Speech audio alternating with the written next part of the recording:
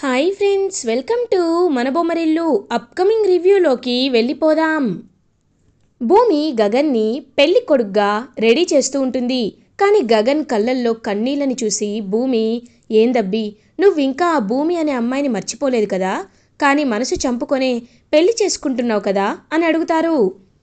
బామ్మ, ఇవన్నీ నీకెలా తెలుసు అని అడుగుతారు గగన్. కొన్ని అలా తెలిసిపోతాయి అబ్బి, నిజం చెప్పు, నీ మనసులో ఇంకా భూమినే ఉంది కదా అని అడుగుతారు.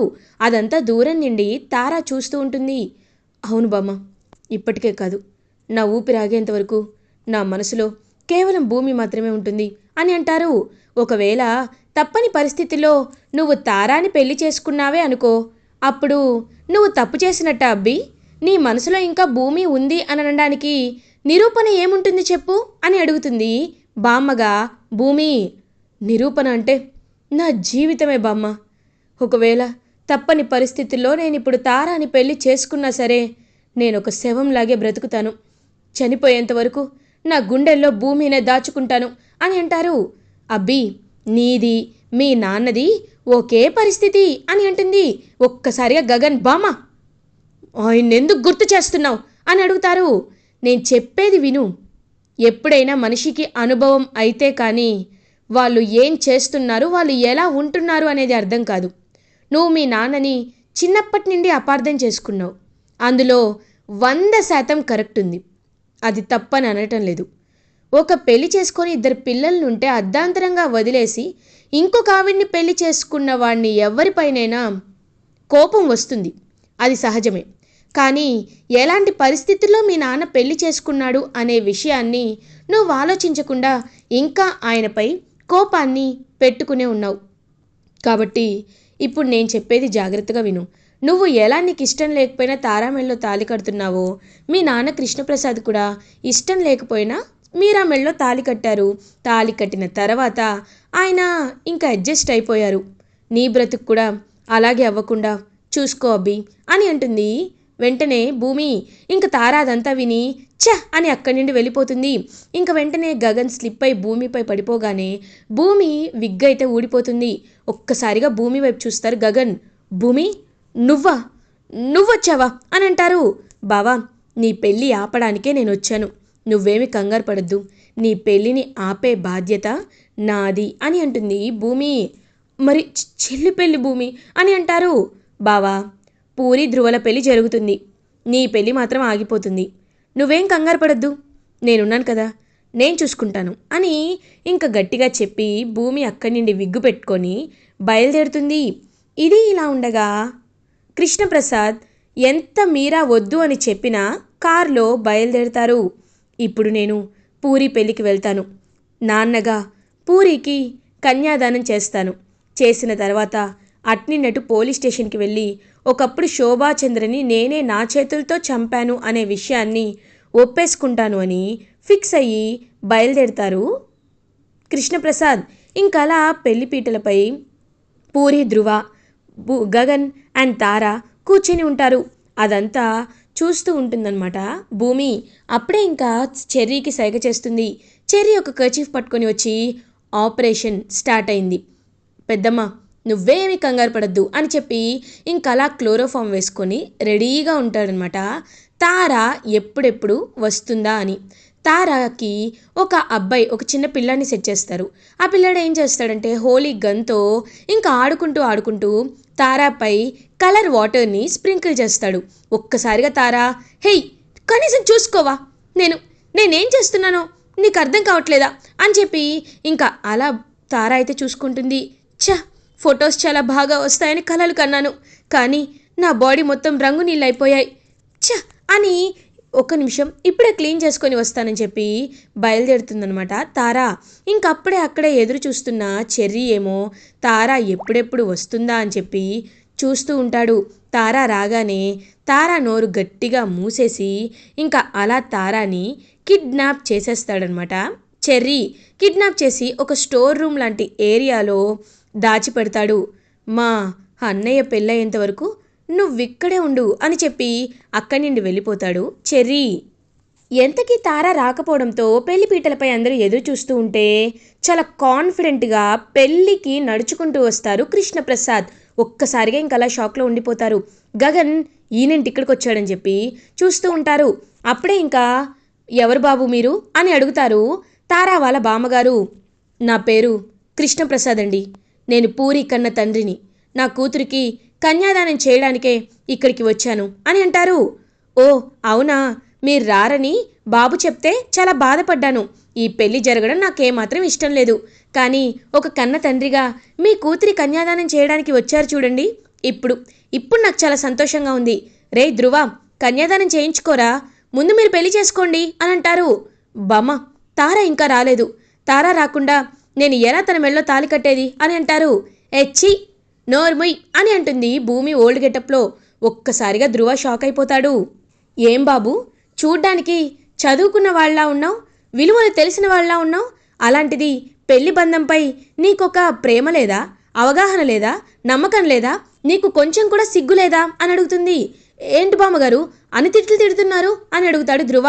అవును, ఇదేమైనా బిజినెస్ డీలా?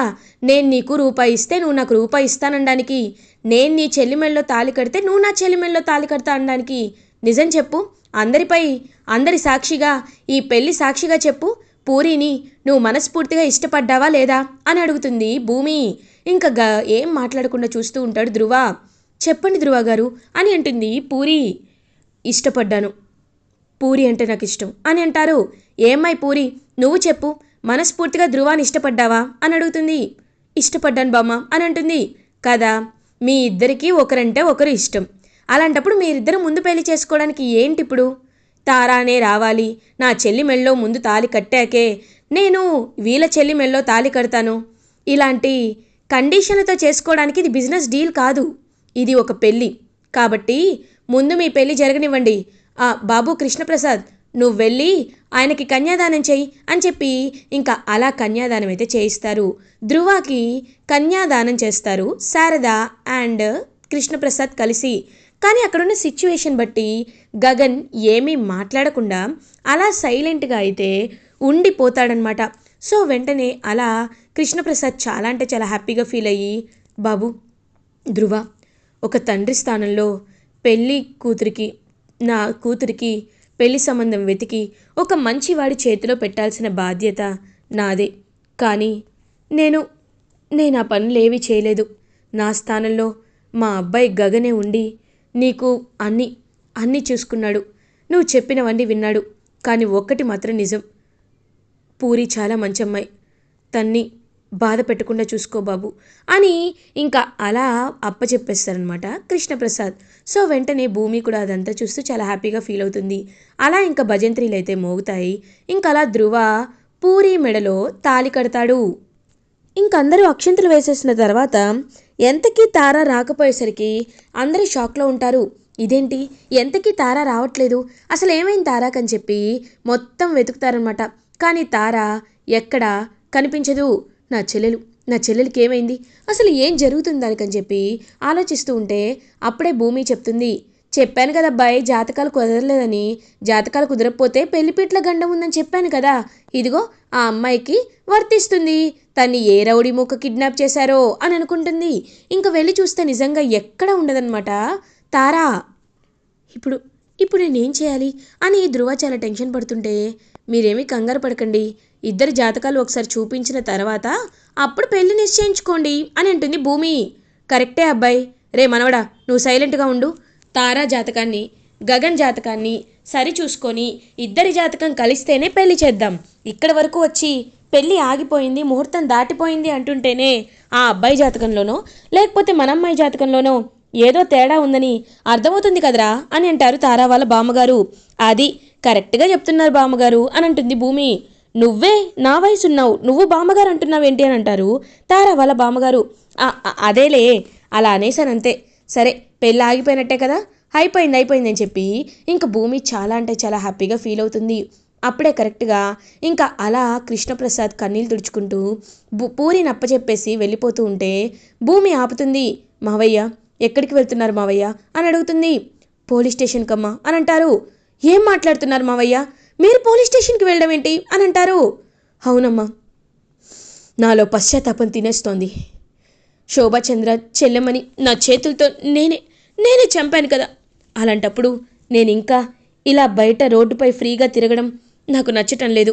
కనీసం జైలుకు వెళ్తేనైనా నా పాపానికి విముక్తి దొరుకుతుందమ్మా అని ఇంక కృష్ణప్రసాద్ అయితే చెప్తారు. అయ్యో మావయ్య, ఏం మాట్లాడుతున్నారు మీరు? మీకు ఒక విషయం అర్థం కావట్లేదు మావయ్య.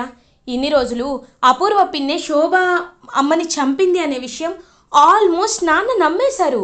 డిఎన్ఏ మార్చేసిన ఆ అపూర్వని సిఐని చంపిన కేసులో అరెస్ట్ చేశారు. కానీ ఇప్పటికీ అమ్మని చంపింది అపూర్వ అని నాన్న గట్టిగా నమ్ముతున్నారు. ఇప్పుడు మీరు ఒకవేళ జైలుకు వెళ్ళి లొంగిపోతే నాన్న ఏమనుకుంటారు? అపూర్వ ఏ తప్పు చేయలేదు, మీరే తప్పు చేశారు కాబట్టి మీరే అసలైన దోషని, కావాలనే పిన్నిపై నిందలు వేస్తున్నామని అనుకుంటారు మావయ్య అని అంటుంది భూమి.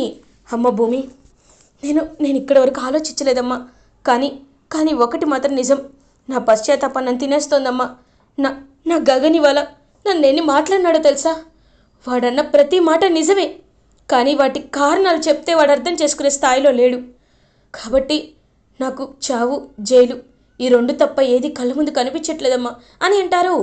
ఇది ఇలా ఉండగా నక్షత్ర శరత్చంద్ర దగ్గరికి వెళ్తుంది. శరత్చంద్ర అలా కూర్చొని ఉంటారు. ఏంటి ఇలా వచ్చావు నక్షత్ర అని అడుగుతారు. డాడీ, నీకొక విషయం చెప్పాలి డాడీ. ఆ శోభాచంద్ర పెద్దమ్మని చంపింది మమ్మీ కాదు డాడీ, కృష్ణప్రసాద్ మావయ్య అని అంటుంది. ఒక్కసారిగా షాక్ అయిపోతారనమాట శరత్చంద్ర. ఏంటి, నువ్వు కూడా మీ అమ్మల అబద్ధాలు చెప్పడం నేర్చుకున్నావా అని అంటారు. అయ్యో కాదు డాడీ, కావాలంటే మీరు అత్తయ్యని అడగండి. ఇందాకే మావయ్య శోభా పెద్దమ్మ ఫోటో ముందు మాట్లాడడం నేను కళ్ళారా చూశాను. నేను చేసిన తప్పుకి పూరి కన్యాదానం చేసిన తర్వాత పోలీస్ స్టేషన్కి వెళ్ళి లొంగిపోతానని కూడా మావయ్య అన్నారు. మీరే ఒకసారి అర్థం చేసుకోండి డాడీ అని అంటుంది. ఒక్కసారిగా షాక్ అయిపోతారు. వెంటనే శరత్చంద్ర మీరా అని పిలుస్తారు. మీరా వస్తుంది. అన్నయ్య ఇంటికి వచ్చేసావా? నీ గురించి ఆలోచిస్తున్నాను, నువ్వే ఆయన ఆపాలన్నయ్య ఆపాలి అని అంటుంది. ఎక్కడున్నాడు కేపీ అని అంటారు. ఆయన పోలీస్ స్టేషన్కి వెళ్ళారన్నయ్య అని అంటుంది. పోలీస్ స్టేషన్కి ఎందుకు వెళ్ళాడు అనేసరికి శోభావతిని చంపిన కేసులో అనేసరికి ఒక్కసారిగా షాక్ అయిపోతారనమాట శరత్చంద్ర. అంటే అపూర్వకి ఈ కేపీ కూడా హెల్ప్ చేశాడనమాట. కేవలం అపూర్వ మాత్రమే కాదు, నా శోభ చావుకి గల కారణం ఈ కేపీ కూడా ఉన్నాడన్నమాట.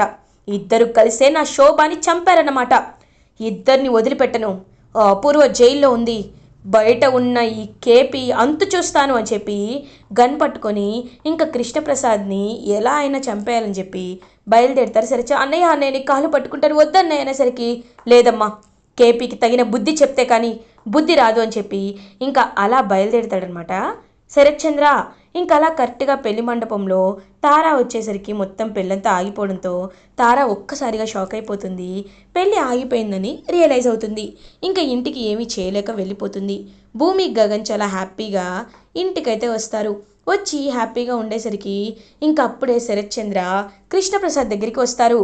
కేపీ, నా శోభను చంపడంలో నువ్వు అపూర్వకి హెల్ప్ చేసావని నాకు తెలిసింది. అంటే అపూర్వతో పాటు నువ్వు కూడా నా శోభను చంపడానికి కారణం. అలాంటప్పుడు నిన్ను వదిలిపెట్టను అని చెప్పి ఇంకా గట్టిగా కృష్ణప్రసాద్పై గన్ గురిపెడతారు శరత్చంద్ర. ఒక్కసారిగా భూమి అడ్డుగా నించుంటుంది. భూమి తప్పుకోమా అని అంటారు. నాన్న, నిజం చెప్పాలంటే నాకు కూడా మీలాగే అన్యాయం జరిగింది. కానీ కృష్ణప్రసాద్ మావయ్య నేను ఎందుకు నమ్ముతున్నాను? మావయ్య ఎలాంటి తప్పు చేయలేదు, అపూర్వ చేయమని చెప్తేనే చేశారు, నా మాట వినండి అని భూమి కన్విన్స్ చేస్తుంది. ఇంకా శరత్చంద్ర నేను వినను అని చెప్పి పక్కకి తప్పుకోమనేసరికి ఇంకా అలా కరెక్ట్గా శారద అడ్డుగా నిలబడుతుంది కృష్ణప్రసాద్కి. ఇంకా కృష్ణప్రసాద్ అయితే శారద వైపు చూస్తూ, శారద నా కోసం నువ్వు ప్రాణాలు ఇస్తావా అని అడుగుతారు. ఏవండి, మీరు మమ్మల్ని వదిలి వెళ్ళినా నేను మాత్రం మిమ్మల్ని ఎప్పటికీ నా భర్తగానే అనుకుంటాను అని అలా చూస్తూ ఉంటుంది శారద.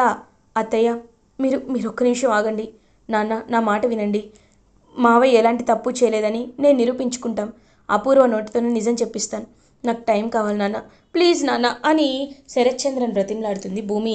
సరే నీ ఇష్టం, కానీ ఈ కేపీ మాత్రం నా చేతిలో ఎక్కువ రోజులు బ్రతకడం అని చెప్పి అక్కడి నుండి వెళ్ళిపోతారు శరత్చంద్ర. ఇంకా అలా ప్రాబ్లం అప్పటికి సాల్వ్ అవడంతో కేపీ దగ్గరికి వచ్చి ఇంకెప్పుడు ఇలాంటి డెసిషన్ తీసుకోకండి మావయ్య, అపూర్వ జైల్లో ఉంది, ఇకపై మనం సంతోషంగా ఉండాలి, కానీ పశ్చాత్తాపంలో ఉండకూడదు అని పాపం సర్ది చెప్తుంది భూమి. ఇంకలా గగన్ వచ్చి భూమిని హక్ చేసుకుంటాడు. పెళ్ళి ఆపేసినందుకు చాలా హ్యాపీగా ఫీల్ అవుతారు. ఇలా ఎపిసోడ్ ఎండ్ అవుతుంది. ఫర్దర్ ఎపిసోడ్ రివ్యూస్ ముందుగా మీకు కావాలి అనుకుంటే మా ఛానల్ని సబ్స్క్రైబ్ చేసుకోండి. Thanks for watching.